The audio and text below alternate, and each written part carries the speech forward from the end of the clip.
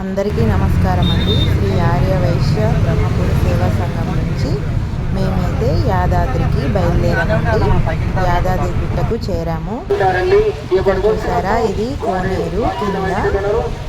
ఇక్కడనే కాళ్ళు చేతులు కడుక్కొని నీళ్లు చల్లుకొని ఇక్కడ నుండి మేమైతే బయలుదేరాము. ఇక్కడ నుంచి ముందు చూసిన యాదాద్రి గుట్టకు ఇప్పుడు చూసిన యాదాద్రికి చాలా తేడా ఉందండి. అసలు మనం ఏది గుర్తుపట్టలేము. చాలా చాలా చాలా బాగా చేశారు. చూడండి, ఇది కోనేరు.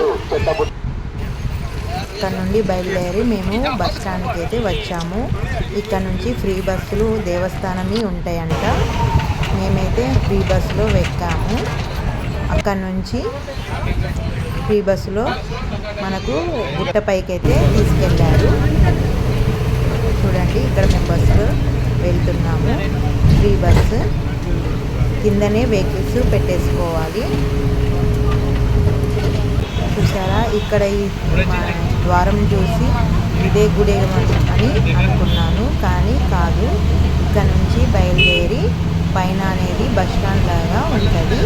అక్కడైతే మనల్ని దింపుతారు. అక్కడ నుంచి మనము ఫోన్లు, బ్యాగులు, చెప్పులు ఏవైనా మన దగ్గర ఉంటే అవన్నీ మనం స్టోర్ చేసుకోవచ్చు. ఎక్కడెక్కడ ఉంటాయి.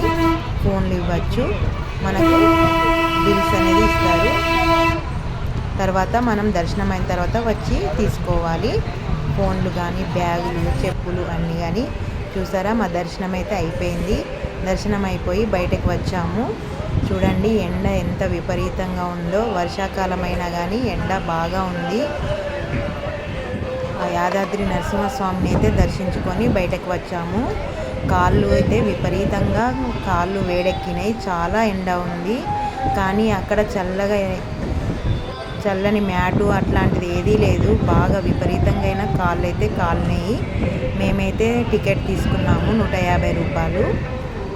సర్వదర్శనం కూడా ఉన్నది. టికెట్ తీసుకొని అయితే మేము దర్శనం చేసుకొని వచ్చాము స్వామివారికి. నా ఫేస్లో ఎక్స్ప్రెషన్ చూసారా, కాళ్ళు ఎంత విపరీతంగా కాలినాయో అర్థమైంది.